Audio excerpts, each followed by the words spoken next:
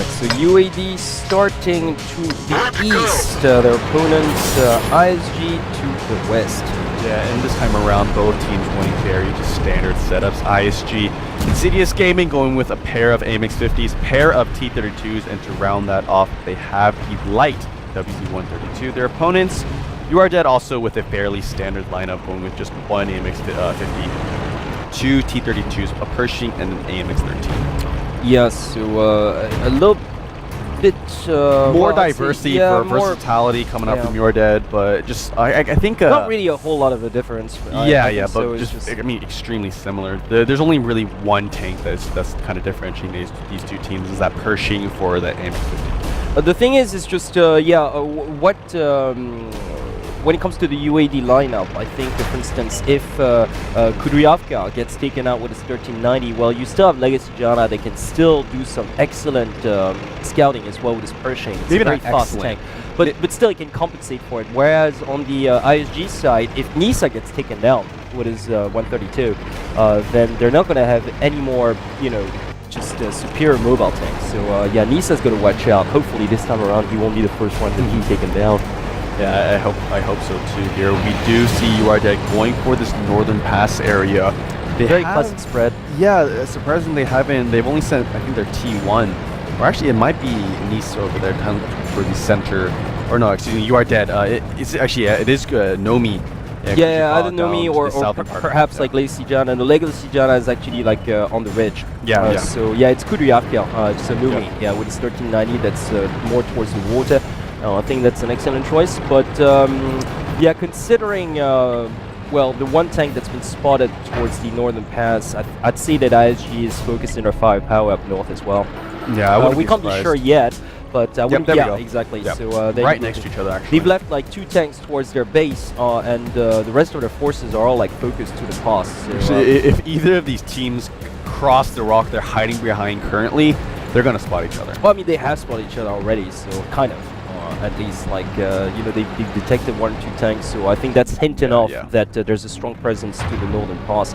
Honestly, if I were ISG, I'd move out a little bit more than that, because right now all their tanks are concentrated to the pass, and they just have to be careful of Nomi. Exactly. The thing is, Nomi is also in a position, he's a little bit far away from actually where the other tanks are positioned, so even though he might be able to get some shots down, he has to be kind of lucky, and he has to move in, he has to reposition a lot more than if he were kind of more towards the northern part. And he's got to watch out for Nisa as well. He's probably on the hunt for him. So he might be to the way north.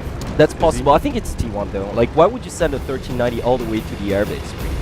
I don't think that would be just... Oh, look at that. Komi taking a shot there. Yeah, Numi just took a shot, and yeah, so he's gonna back out of there. He can't. He's got to. Yeah, he cannot afford to just stay there. Yeah, something tells me it was Nisa who cracked that shot. I can't be sure because I don't know where he is, but and I think it was Legacy Jana actually. Possibly, like from the path. You know, there are like those windows, kind of natural balconies where you can actually crack shots towards the center field area. So even that brilliant tactic from the Night Eagles, like moving those T69s towards the water, at first it really worked out great to cut off like the northern pass movement, but now that teams have seen that time and time again, like nobody's attempting that anymore on airfield, if you've noticed, because it's already a given strategy. So you know what, I'd love to see it Draggy one of these days. I know, but the thing is, with this, especially with the Southeast Asian League, they just don't use SPG. Yeah, they just don't like those SPGs, and I mean, even the European League, because I watch the European League sometimes, and yeah, Europeans don't use massively like the artillery as well. Well, on open maps they do. They do, yeah. On Prokhorovka, they almost always go with that SPG. Americans do as well, but I do have to agree on the Southeast Asia server, like more and more. We basically since last season we haven't seen any artillery action. I remember we saw like those tier 3 or even tier 2, like those bisons, pretty much, which are, well, virtually useless. So pretty much. The thing is, I just want to see. I can't wait to see the world championship. Yeah, just all to see these different styles. countries. Yeah, definitely. Because then the surprise effect is back on the menu. Because these guys don't really play against one another. So yeah, I can't wait for next year. Just for that, because it's gonna be like thrilling indeed. Because I mean, of course, obviously, Eddie and I do follow the K-League to a certain degree, and the tactics are very different. The approach to the game is completely different. The surprising thing is that no matter where you go, though, they pick the same tanks. Yeah, they do. Well, yeah, obviously, like it doesn't take rocket science. Like within the tier 8 limitation, like it's just the best tanks are going to be the same no matter what. But it's just the way they use the map and the way they use their tanks are very, very different. And it's just the opposition of style that's going to be very interesting next year when we get to that. Yeah, I can't wait for that. As a matter of fact. A very, very stalemate situation right now, though, between both teams. Jordan haven't moved at all, essentially. Well, Insidious Gaming's like, Insidious progressing more and more to the east, but at the same time, at snail pace right here. Yeah, exactly. But you know, they know they can't afford to just poke their head out on both sides. Otherwise, you're gonna get like punished immediately. So, ooh, look at that. Onion Head here trying to just poke his head out, and you got Seachai trying to get a shot on him. But yeah, they know exactly where they are. So no surprises then. And of course, once again, needless to say, you know, UAD and Insidious know each other very well. So obviously they know they can't just afford to be reckless at this point, because the quality is definitely there in terms of individual skills on both sides. So most definitely so.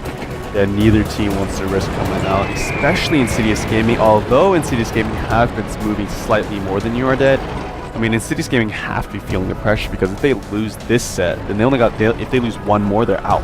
Yeah, indeed. They just, once again, all fault to their poor start on front of Wafia. But yeah, definitely the pressure is on them. If I were UAD, I'd just wait, really, for an ISG mistake, which might not come, of course. Yeah. But yeah, the clock is ticking. And it is ISG that's got to make play here to catch up. So the advantage definitely going to UAD, just psychologically wise. Yeah, definitely. I mean, positionally, it's Insidious Gaming have more tanks clustered together and more tanks able to, I guess, respond to whatever they need to respond to. But at the same time, I mean, with the pressure, they gotta expose themselves and only correct shots. And if they do that, they do definitely know that they would be at a disadvantage, which is why they're not. Yeah, and especially with airfield in this northern ridge area, if both teams are up here on the northern ridge, usually, I mean, at least like 90% of the time, whoever comes out first is usually the one who loses. Yeah, I'm just thinking that both teams are waiting for the clock to actually run out and just possibly go for a tier 8 kill at the last minute. We usually see that more and more, and we've got 2.5 minutes left on the clock, if I'm not mistaken. So yeah, it's just unless we're gonna head for a draw and a replay of the second set, they're gonna have to move out pretty soon. Now I'm gonna just take that dive and say that I'm just gonna move out soon. They are slowly poking their heads out. Death Sky's trying to land some damage over there. Onion Head is in position to hold him back, though, so if he's just a bait, careful, though. He's just a bait, though. As soon as he retreats a little bit, then like, you know, all his teammates are right behind him to unleash like death, pretty much. So, and obviously, ISG players know that. Yep. They know that very, very well.